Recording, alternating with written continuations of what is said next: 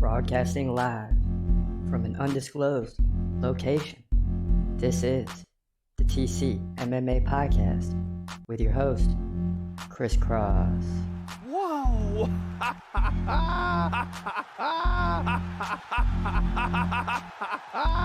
Dana White privilege. Let's go, baby! Let's go! Let's go! Let's go! Let's go, baby!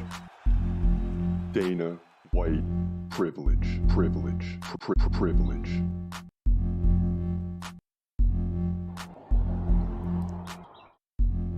What's happening? This is your boy Chris Cross. This is a TCMMA podcast, and we're back early after a long night last night.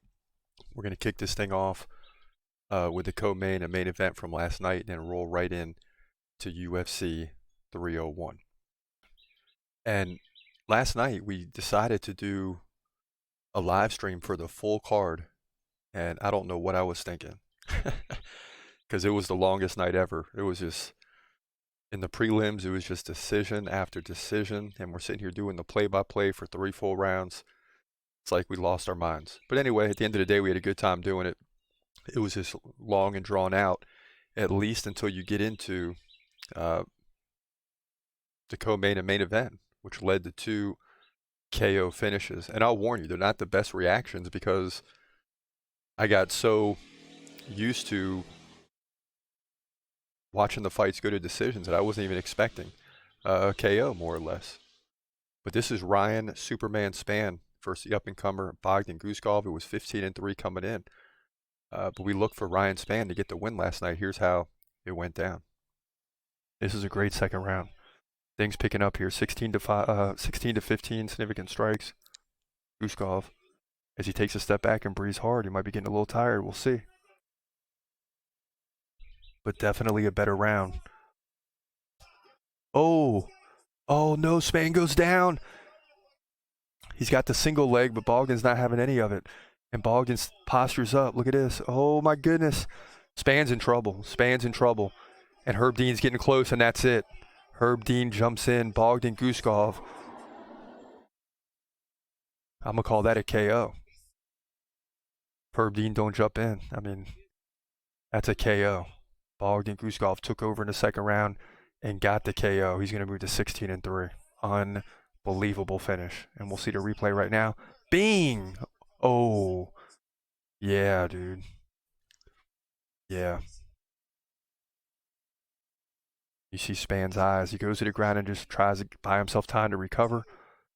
But once Bogdan postures up, he lands about 8, 9, 10, 11, 12 before Herb Dean gets in there. That's crazy. And Herb Dean gave Ryan Spann every opportunity. I don't think he left him on an island. Jumped in at the exact right time. But in slow motion, it looks even more incredible. Bogdan Guskov gets the win. He's going to move to 16-3 here. Light heavyweight division, co-main event. Yeah, and that didn't go our way. I mean, we had Ryan Superman Spann winning. But you know what? At this point, it was going to be a winning night regardless. We were 7-4 going into it. Now we're 7-5. But it's okay, because it's all going to come down to the main event. We're 6-7 on the season coming in. We need this one bad to get to 7-7. Make next week even more important. So we got a gimme with Matthias Nicolau, right? At least we thought. Instead, this is what happened. Nicolau, you're making me a little nervous, man. You got the money green shorts on. It's time to get it. Oh, no. KO Perez. What? We were just talking about that. Alex Perez KOs Matthias Nicolau, and we're back to 6-8 in the main event. Gosh. What a terrible year. Dang, bro. Have a great night to the co-main and main event. You gotta be kidding me. And that happened so fast, I really didn't even get to see it.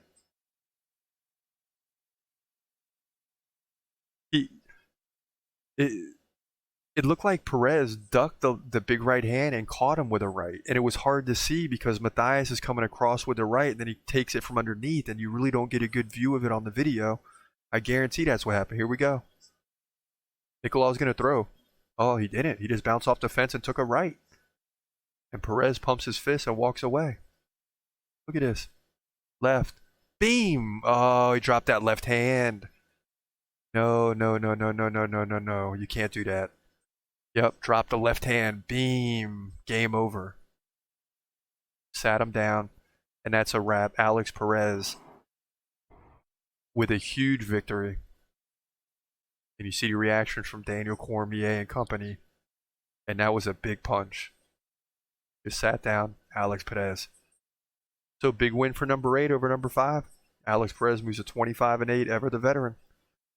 And I should have stuck with my guns. I said years ago that this guy could win a title. And, you know, why wouldn't I stick with that? That would mean he wins tonight, right?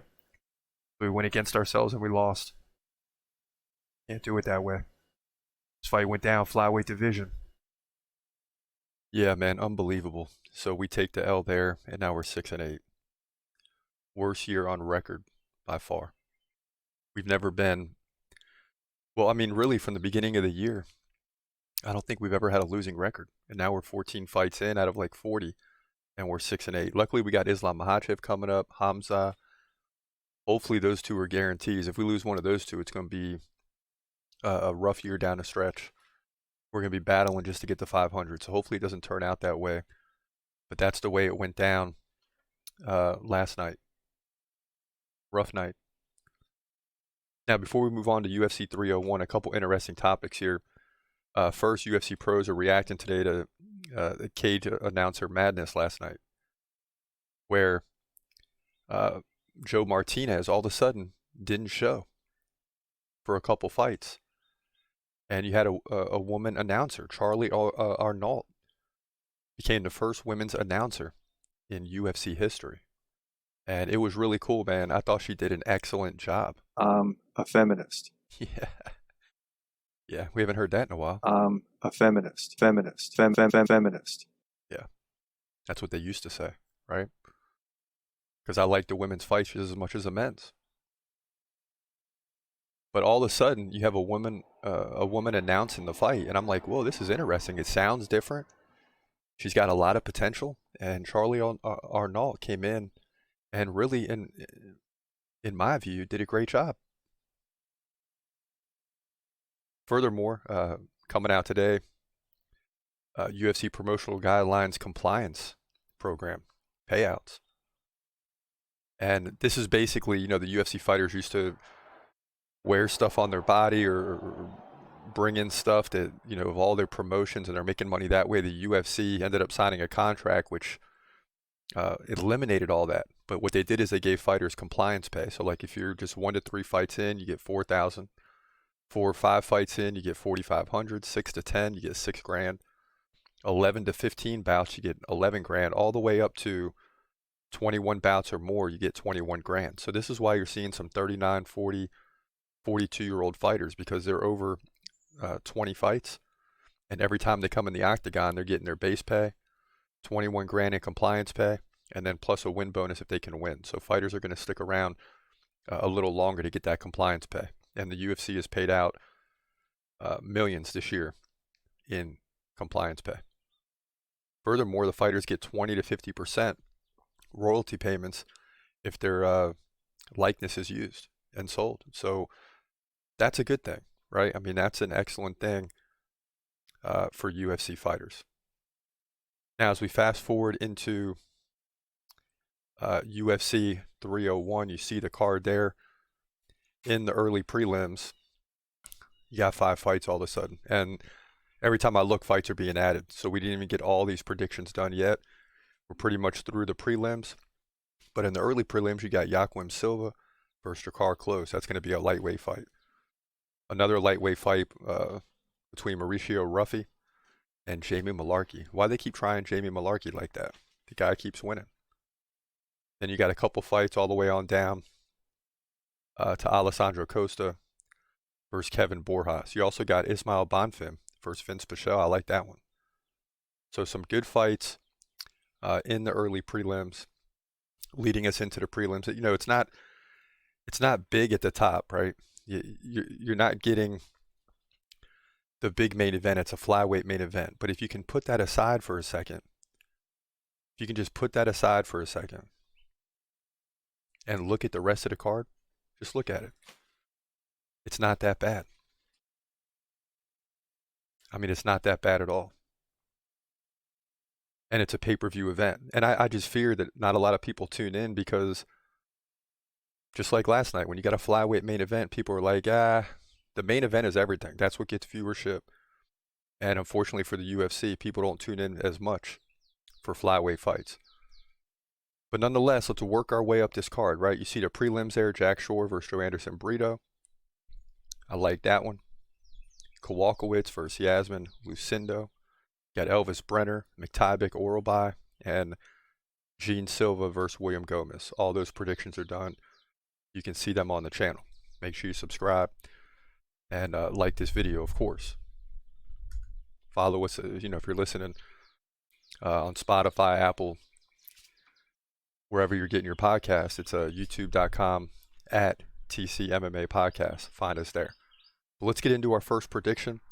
We also got more news coming up, so stay tuned for that. But you got Mikel Pereira versus Ihor Potieria. Let's get into that right now.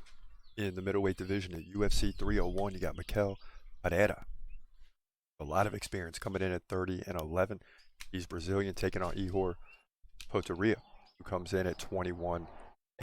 So two guys really with a lot of experience in the octagon. Ihor, 2-inch height advantage at 6'3". He's 27. Pereira, 30. So they're close in age, and they're both in that prime window. Ihor, 2-inch reach advantage, 75-73. He fights left-handed. Pereira fights right-handed. Now, both guys are very active, almost even.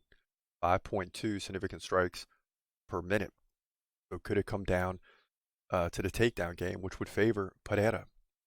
Ihor hasn't landed any. Pereira gets one every other round. He's also got a 94% takedown defense, so he's not getting taken down in this one. He's won a lot of fights in the UFC, hasn't lost since February of 2020, running off 7 straight victories, most recently a sub against McCall Alexichuk. He also beat Andre Petrosky by KO, so he's doing the darn thing, right? Now, Duelist, a.k.a. Ihor, 57% takedown defense, not great. All right, he beat Robert Brzezinski by decision. He better. Lost to Rodolfo Bellato by KO and Carlos Ulberg by KO. And that's kind of all I need to see, right? Ihor has a great record, but struggling in the UFC. Mikel Pereira is just on a tremendous win streak right now. He's right in the middle of his prime at 30 years old. I like Mikel Pereira to win this fight. Whether it stays on the feet or not, will most likely go to the ground, which favors Pereira, the Brazilian. He's going to get the win here, likely by decision. Ihor's too good to give up a finish, although he's given up some finishes lately. I still think he gets to a decision, loses that way. In my opinion, middleweight division, UFC 301. And this fight was supposed to feature Mahmoud Muradov, but instead, you get a new fighter. And Mikel Pereira is just too tough, in my opinion. But it's not going to be easy. I don't think it's going to be a KO or submission. I think this fight goes to a decision. Both guys very capable. But that's our pick. And that's fight 4. And it only gets better on the way up, right? Because next up, you got Anthony Smith versus Vitor Petrino. And it seems like every fight, Anthony Smith is in a dogfight. He's getting tough opponents. He's slowing down. He's getting older. But he's not finished yet. And he's certainly capable of winning. So let's jump into that right now. Here's Anthony Smith versus Vitor Petrino. In the light heavyweight division at UFC 301, you got Anthony Smith, longtime veteran, at 37-19. Unbelievable. Taking on the undefeated Brazilian Vitor Petrino, who comes in at 11-0. Now, Anthony Smith is 2 inches taller. He's a tall guy at 6'4". He's 35, though. Petrino entering the prime, almost at 26 years old. He's got a 2-inch reach advantage. Both guys stand right-handed. Now, in terms of activity, that's Anthony Smith, 3.2 significant strikes per minute. Not great, but better than 2.7 per minute from Vitor Petrino. But the takedown game slides back to Petrino, who lands more than one takedown per round. Anthony Smith, lucky to get one every 4 rounds. And he's got a 48% takedown defense. That's going to be a problem. Lost to Khalil Roundtree by 3rd round KO. He did beat Ryan Spann by split decision. Now, Petrino's been on the move, right? The guy's undefeated, beating Tyson Pedro by decision. KO'd Modestas Bukauskas and subbed Marcin Prokhnio. But he's 11-0, but he's still got a lot to prove. And this is not going to be an easy fight against Anthony Smith, because he's got a lot of experience in the octagon, right? 56 total MMA fights. But the bottom line is Petrino's undefeated for a reason. He finds ways to win. He dominates his opponents with the takedown game and stifles strikers. And that leads me to believe that Vitor Petrino is going to win this fight. Right? I mean, you got a guy with 46% takedown defense and Anthony Smith. That's not going to hold up. Doesn't sit well. Vitor Petrino wins this fight, likely by decision, 30-27. The straight control time here, in my opinion, light heavyweight division, UFC 301. Yeah, and it's rough again. I mean, Anthony Smith is slowing down. He's taking on up-and-comers, guys that are motivated, that have more time in front of them than Anthony Smith. And, Anthony Smith is into broadcasting now, so he's busy, right? The guy's busy. He can train, and of course, in the lead-up, you don't see him in the broadcast booth, so he's training hard. But can he get the win? I just don't think so. But the thing is, you can't ever count him out. You can't count him out. So it will be interesting to see how that plays out. But we got Vitor Petrino in that one. Now, next up, you got the return of Jose Aldo. Jose Aldo's taking on Jonathan Martinez, and this is going to be a banger, ladies and gentlemen. Who doesn't want to see Jose Aldo back in the UFC? I know I do. Let's get into that pick right now. In the bantamweight division, your co-main event at UFC 301, you got Jonathan Martinez coming in at 19-4, taking on Jose Aldo, who comes in at 31-8. Martinez 1 inch taller at 5'8". He's 29. Aldo 37. He's getting older quick, isn't he? Both guys with a 70-inch reach. Martinez fights southpaw, left-handed. Aldo fights right-handed, so opposite stance fighters. Martinez 4.6 significant strikes per minute. Aldo 3.6. So that's 1 significant strike difference per minute. So you're looking at 25 if it goes to a decision. Neither guy really likes to land takedowns. They get one like every 6 or 7 rounds, so it shouldn't be a factor. It's going to be a stand-up striking affair. Martinez, 70% takedown defense, not bad. He's on a 6-fight win streak, recently getting the KO victory over Adrian Yanez. He also has wins over Said Nurmagomedov, Cub Swanson, and Vince Morales, to name a few. On the other hand, Aldo, we already know all the accolades. This guy's got a 91% takedown defense. He's been around forever. Lost the last fight to Merab Dvalishvili, 57-38 in significant strikes. He was down, but he did beat Rob Font. How? We don't know. It was 149-86 Font in significant strikes, but he still lost. And Font had a takedown. Aldo had none. He beat Pedro Munoz before that by decision and Marlon Vera by decision. So he still won 3 to last 4. Aldo is very, very capable of getting wins. And it's tough to go against Jose Aldo, but Jonathan Martinez is on a huge winning streak, and I don't see that ending in this one. It's going to be a close fight, but Aldo is slowing down just enough to allow Jonathan Martinez to get the victory. Aldo defends takedowns very well. Martinez doesn't want to go for him anyway. So this is going to fall right into the game plan of Martinez to stand up and strike. Well, Aldo used a takedown game, doubtful. Look for Jonathan Martinez here to get the win simply on striking to move to 20-4 here in the bantamweight division, UFC 301. And once again, we're going against the big names. We went against Anthony Smith. We're going against Jose Aldo. And these are always tough predictions when you go up against the big names, because when the big names win, it doesn't surprise you. Like if Jose Aldo beats Jonathan Martinez, I'll probably look back and say, you know what, I should have saw that coming. But the bottom line is we got to make a pick and stand by it. and we like Jonathan Martinez to win this fight. And then you creep into the main event, right? And regardless of the division, a title is on the line. A title is on the line. It doesn't matter the division. Alexandre Pantoja, who seems to be ruling the flyweight division right now after it was Figueiredo, then Moreno, then Figueiredo, then back to Moreno.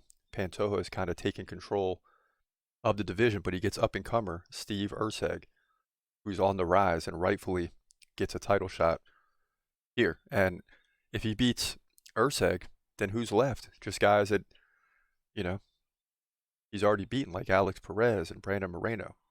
So can Steve Erceg get the job done? Let's find out. In the flyweight division at UFC 301, Alexandre Pantoja, 27-5, takes on Steve Erceg, comes in at 12-1. This is for the flyweight title. Erceg, 3 inches taller at 5'8". He's 28 years old, entering the prime. Pantoja, 33. He's at his height. Make no mistake about it. Both guys 68-inch reach. Both guys stand right-handed. Both guys about 4.5 significant strikes. Close in takedowns too. Pantoja lands like 2 over the course of 3 rounds. Erceg like 1.5 every 3 rounds, so 1 every other round. In terms of takedown defense, Steve Erceg a little bit better there, 77%, but that's just in 3 fights. Pantoja, stops 2 out of 3, 67%. And he's been lights out lately, right? He's on a 5-fight win streak, beating Manel Kape, Brandon Royval by submission, Alex Perez submission, Brandon Moreno split decision, then he beat him by unanimous decision the next time out. And Pantoja had 8 takedowns to 0 for Royval, so he just exposed him in that fight. So will Steve Erceg be any different? The guy's just 3 fights in, beating David Dvorak by decision, Alessandro Costa decision, not bad wins. And then he beat Machinel to get here by a 2nd round KO. Machinel lost 4 of the last 5. So this is hard to determine because you're like, how did Steve Erceg get here so quick in just 3 UFC fights? And the names are quickly changing in the flyweight division. I just can't see Steve Erceg coming in and getting the win unless I'm missing something. I like Alexandre Pantoja to get this win easily, whether that means he does what he did to Moreno and take him down multiple times and grind out a victory or submits him. We'll see. But Pantoja is here to stay for a while. He'll win either by submission or decision, in my opinion. With his 28-5, retain the belt. Flyweight division for the title, UFC 301. Yeah, we need this one, man. We have absolutely got to have this main event. We cannot take another L. We cannot lose this one. So please, God, let Alexandre Pantoja win this fight. Boo! Woo! Yeah. Yeah, we need it. And I'll take the finish in the first round. Boo! Woo! That's what we want to hear. Get back to 7-8. Give us an opportunity the following week before another week off. So before the week off, we need to get back to 8-8. And then we're heading into June, which is going to be ridiculous. The month of June is going to be ridiculous. Now, before we get out of here, some other UFC news. Joe Rogan says Ilia Topuria turned down a fight versus Volkanovski. And he should.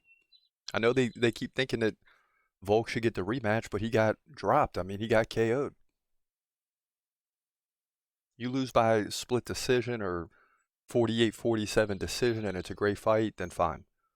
But if you get KO'd, man, you got to go beat some other people. It's Ilia Topuria's time now. And he's right to not fight Volkanovski. If anything, Max Holloway gets the nod. But I like Max Holloway at lightweight right now. If he beat Justin Gaethje, the sky is the limit. And he looks stronger and more filled out. Why go back down and cut 10 pounds? But, you know, if you can fight for the title, I guess you got to do what you got to do. Also, Sean O'Malley versus Merab Dvalishvili is delayed. Sean O'Malley saying, I'm not fighting outside the United States. And why does he say that? Because this is where the base is, right? He's American, well known here. And he wants to be the crowd favorite in the fight. If they fight overseas, anywhere, it's advantage Merab Dvalishvili. And the champion says, no, not so fast. That's not going to happen. It's just not going to happen. And I agree with Sean O'Malley. So that's what's going on in the UFC. Big card this week. Excuse me. We'll be back on the podcast during the week to get you some news and updates. And then we'll get ready for next Saturday night. A big pay-per-view event. We just got past 300. Still coming down from that. Now we got another pay-per-view event. So it doesn't stop, ladies and gentlemen. It does not stop. The UFC continues to roll on. But for now, that's a wrap. It's your boy Chris Cross. This is the TCMMA podcast. Hope you have a great day and God bless. As always, peace.